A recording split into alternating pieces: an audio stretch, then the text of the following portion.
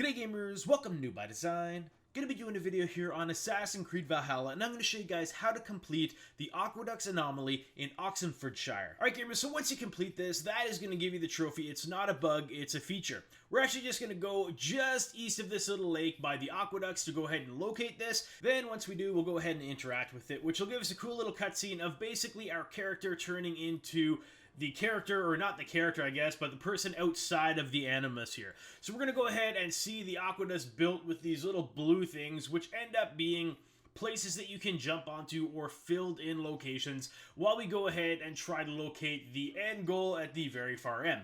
This actually isn't too bad. That's a complete lie, actually. This is a bit of a nightmare to do, and it took me quite a while to solve this riddle here. So the start of it, what we're going to do is just run towards where the blue things start. Once we get towards the blue things where they start here, which we're just about to, what we're going to do is we're going to go ahead and jump over to these pillars to the left. So we'll go ahead and do that, and then we're going to work our way underneath the aqueduct itself here. And essentially the goal of this is to shine light or to reflect light onto the pillars that are darkened out to this gray color. So we had to move it off one of them to another one so that we could jump up this left side of the aqueducts here, which we've done here right now.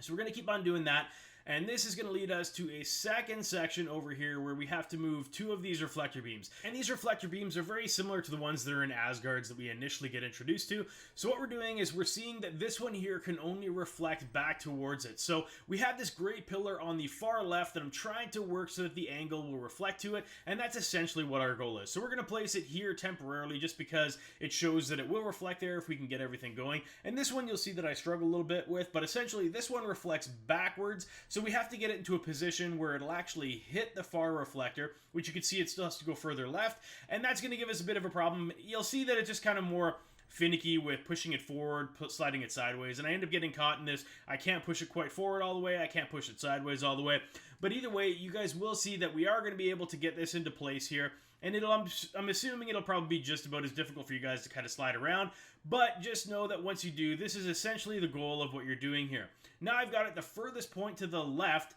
that it'll actually be able to reflect it, so now we're going to reflect this one forward so that it can go ahead, turn that beam so that we're that pillar, I guess, so that we can actually be able to jump on it. Now that we've done that, you'll notice the pillar on the left that we just were passing by, that one is still grayed out, so we'll have to go back underneath the aqueducts here, and we're going to have to go ahead and slide this reflector beam back to the left so that it goes from hitting the one that we needed prior to now hitting the one that we're going to need to jump across the aqueduct here. Also, to get up, you're going to have to go left to the back here to be able to get back up on top of the aqueducts. I ended up tinkering around with that and trying to get a different way, but it doesn't end up working out. So we'll go ahead, we're back up on the top of the aqueducts, and that's the most challenging part about this. The next part here is pretty simple. It's just basically you're running forward, and then once you get towards the end, you're going to have to avoid those red little beams. I would suggest taking this right path that I end up taking here, just because for whatever reason it seems to be a lot easier to avoid the beams. That one there, if you on the left side there, if you had went there, if you don't climb up fast enough, that red beam will hit you and it'll make you restart back a little bit. So yeah, just keep on the right the entire time here, and we'll keep on going until the right is no longer an option. You'll see we'll climb right up here.